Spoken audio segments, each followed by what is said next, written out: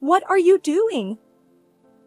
During my husband's funeral, my 5-year-old daughter discarded the $600 condolence money from my sister into the trash can.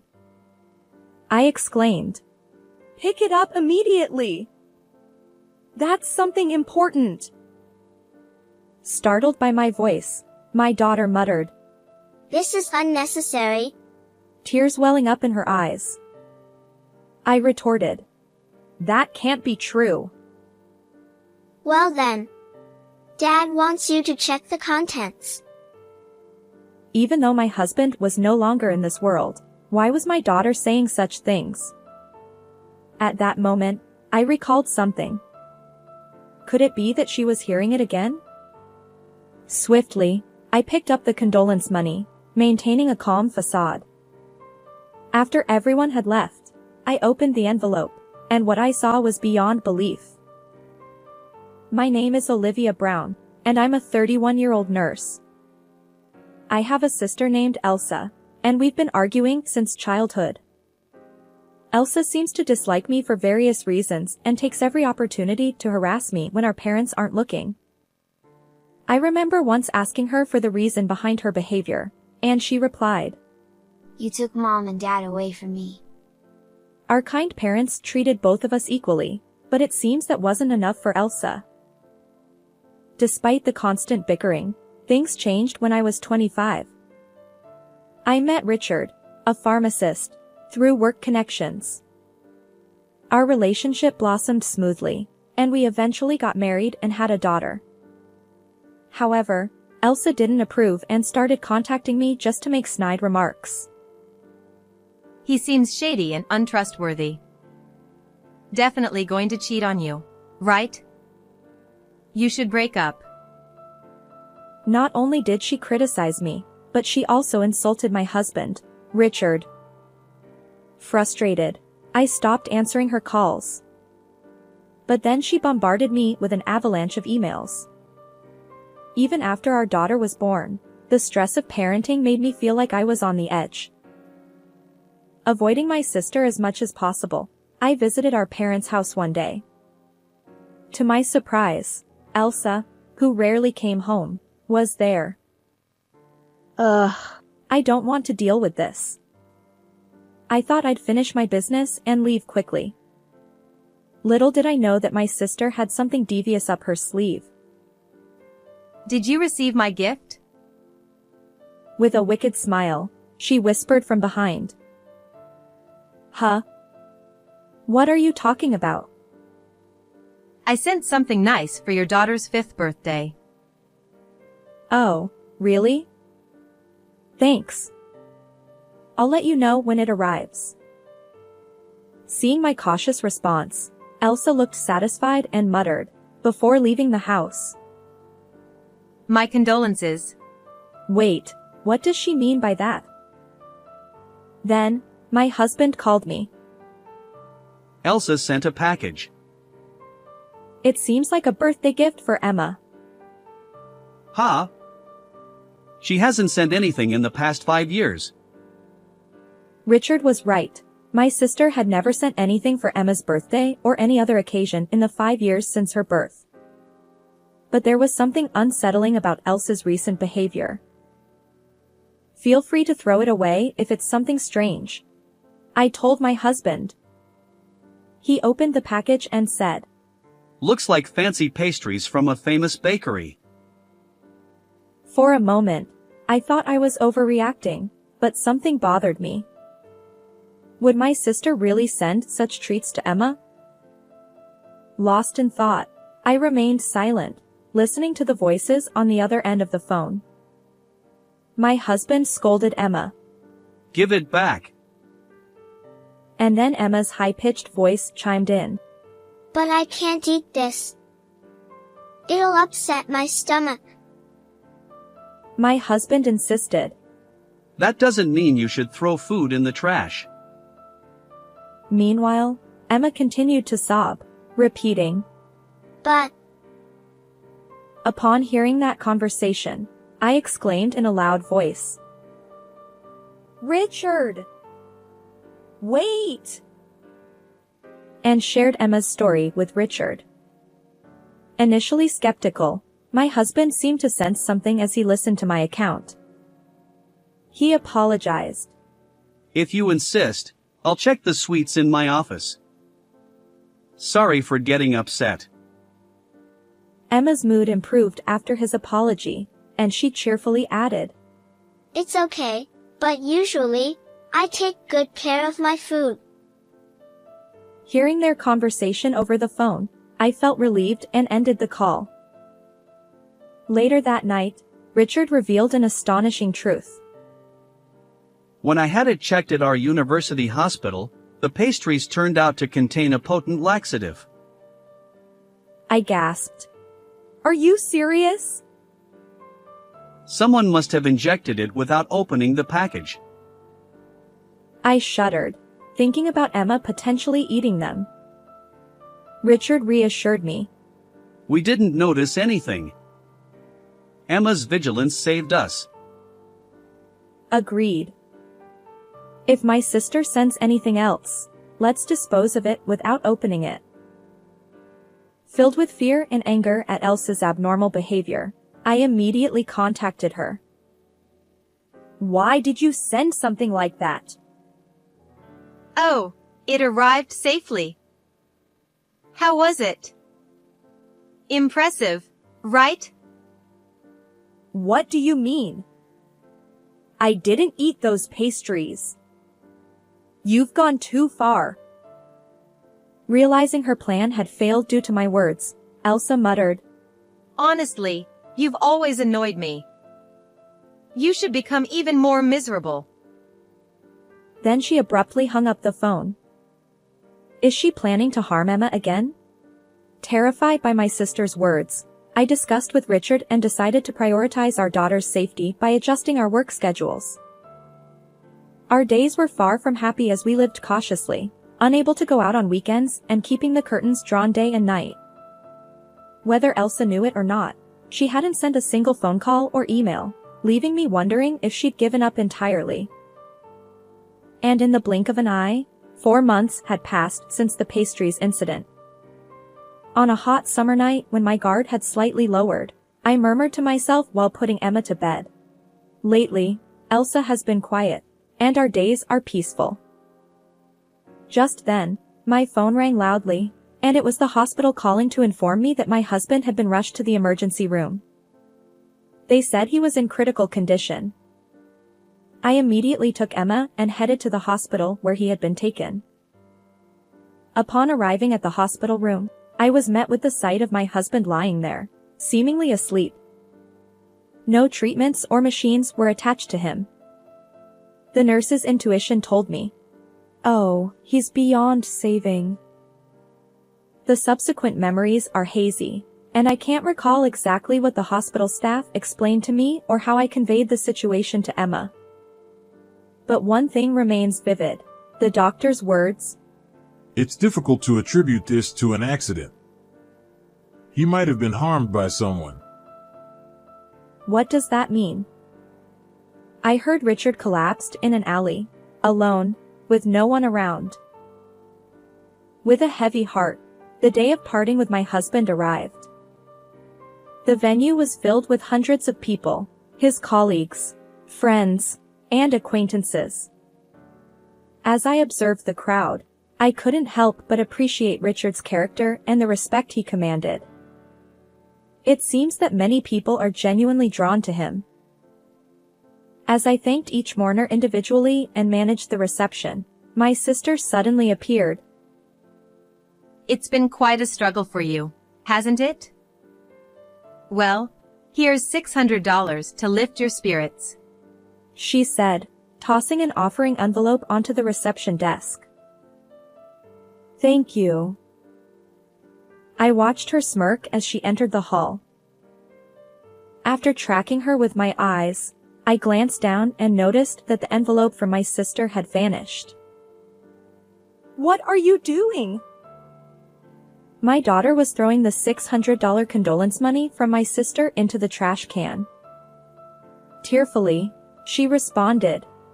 This is something we don't need. Shocked by her defiance, I insisted. That can't be true. Pick it up immediately. Then, check the contents. What? Dad said so. Emma insists that the words are from my late husband, who is no longer in this world. At that moment, I recalled something startling. You see, my daughter possesses a mysterious ability, one I've noticed since she began speaking. Emma shared stories about my grandmother, whom she couldn't possibly have known. As these revelations repeated, I began to believe in Emma's power. Could it be? Did she hear it again? I quickly picked up the condolence envelope, careful not to attract attention. When everyone had left, I opened it, and an astonishing item lay before me. What is this? My anger toward my sister, who had casually handed me this, surged. But was it true? Since my husband had passed away, I couldn't ask him directly. Richard's words would have to be conveyed through Emma. However, not everyone might believe my daughter's account.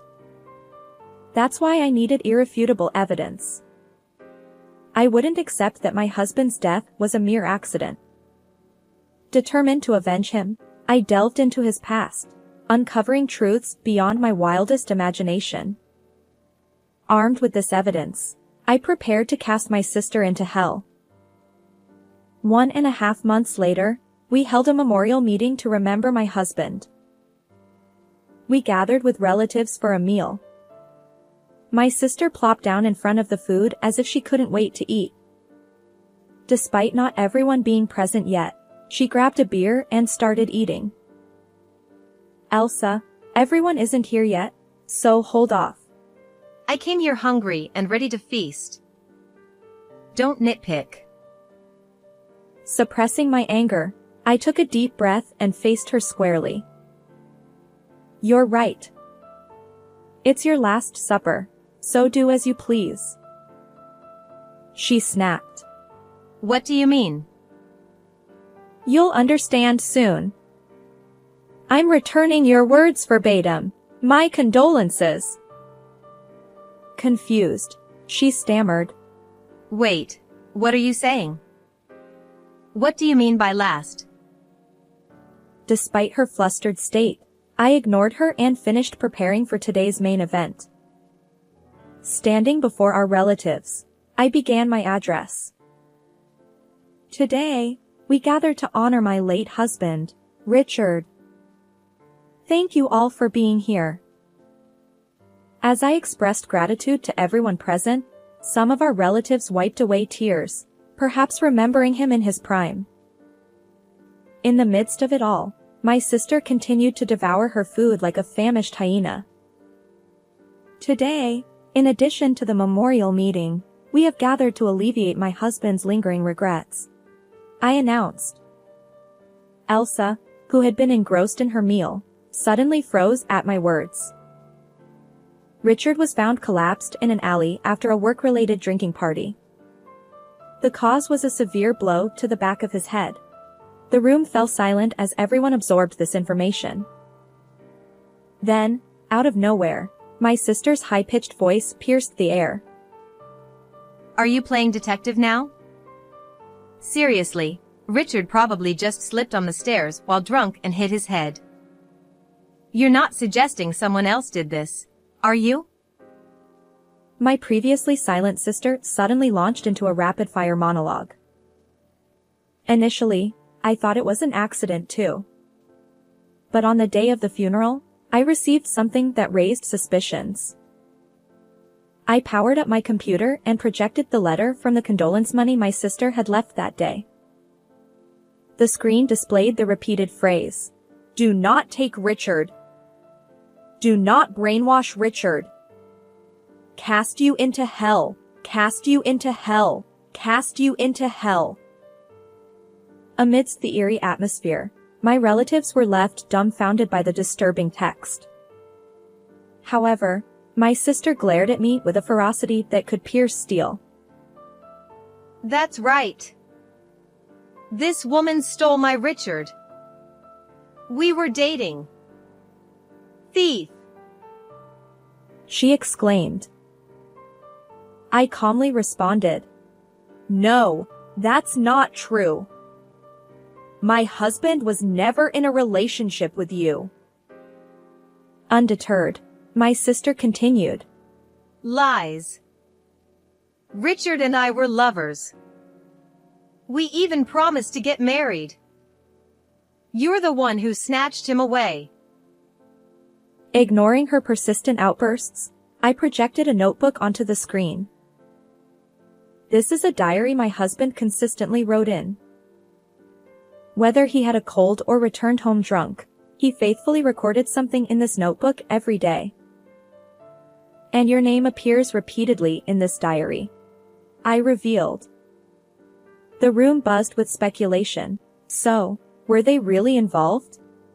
But my next words silenced them once more. Elsa engaged in stalking behavior toward my husband. With that declaration, I opened the actual pages of his diary, revealing the truth to everyone. According to what was written, it seems that my husband has been stalked by my sister, and he has been trying to handle it on his own without causing me any worry. He apparently asked colleagues and friends not to mention it to me because he didn't want to worry me about the troublesome person who posed a danger. You're lying. You're the one who took him away.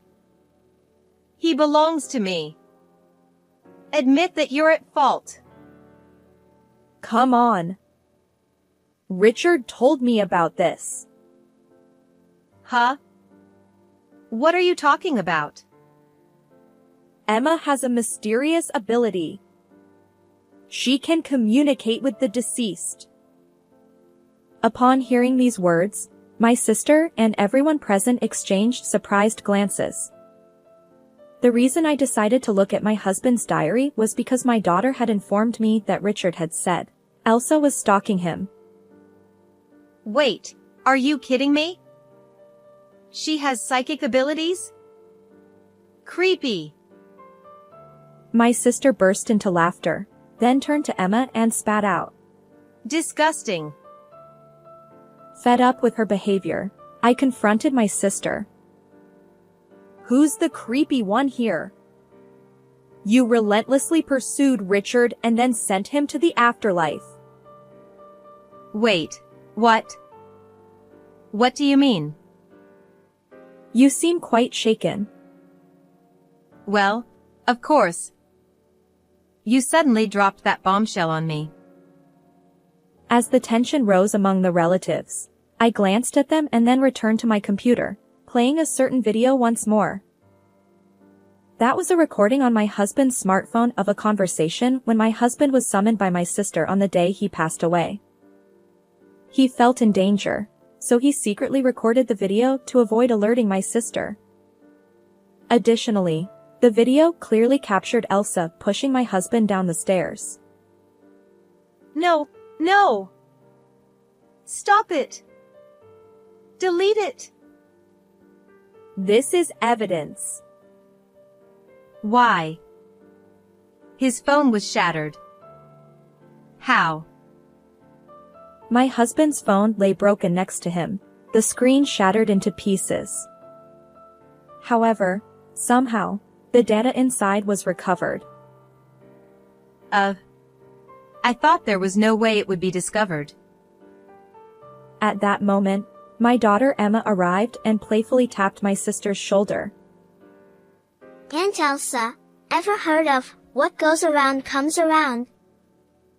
If you harm others, it'll come back to haunt you. Dad says so. Clearly, everyone around was surprised by the words that a 5-year-old wouldn't normally use, and my sister, finally believing in my daughter's abilities, began to tremble. I just wanted to take everything away from you. I apologize. Please forgive me. With a tear-streaked face, Elsa clung to my feet, but I forcefully pushed her away. I'll never forgive you for taking away my beloved husband, Emma's adored dad. With determination, I uttered those words, and my sister collapsed to her knees. Afterward, my sister was arrested for the crime of pushing Richard down the stairs, as the audio and video evidence proved decisive. Now, she spends her days reflecting behind bars. However, given my sister's history, I'm skeptical about the authenticity of the letter she sent. Occasionally, I converse with Richard through Emma. Yet, Emma recently mentioned, "I can't hear Dad's voice anymore." I'm uncertain whether Emma's abilities are waning or if Richard believes we're okay now and has stopped communicating. As a gentle breeze, hinting at spring, caressed my face, I gazed up at the sky. Both Emma and I take pride in knowing you were my husband and her beloved father. Keep resting peacefully, Richard, my dear husband and loving dad. How did you find this story? Don't forget to subscribe to our channel. Until next time.